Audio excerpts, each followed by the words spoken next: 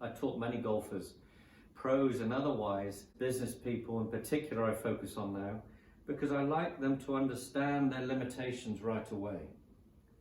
We can then build confidence that that will be the top of my backswing. It might only be a 3/4 position.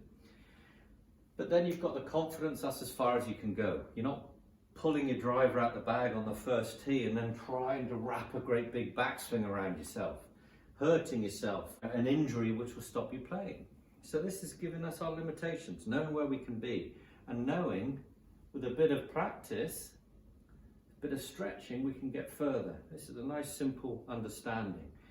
So once you bend forward, touching your knees, hands on shoulders, go back to looking at the mark on the carpet where the ball would be, and just gently take in your angle of spine. Remember we're bent forward, so just turn around it gently, feeling pressure immediately building on the right knee and instep as you turn, and try and get as far as you can around, gauged by your left shoulder here.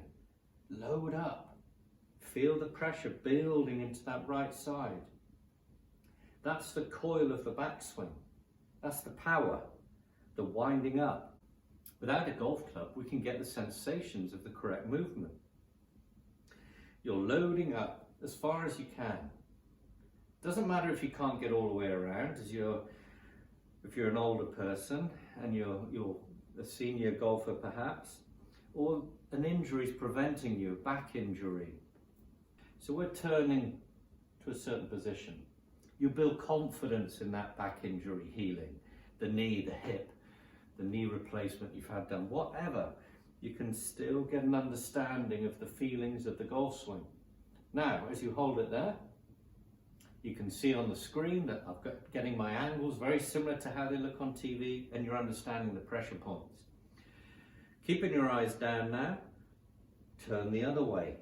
This is the harder one, but this is the more important one. This is the power, this is the downswing, the turning through impact.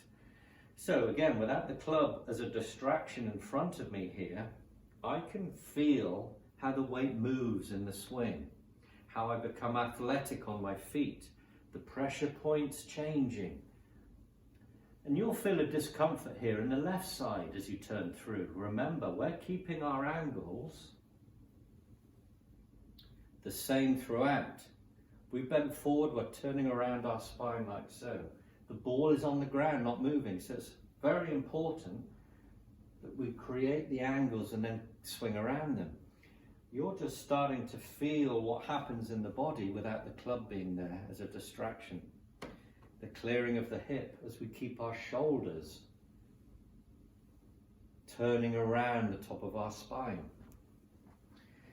So feel it on the back. You might have to pause after a minute. I've been golfing for 30 years of my life, 35 years.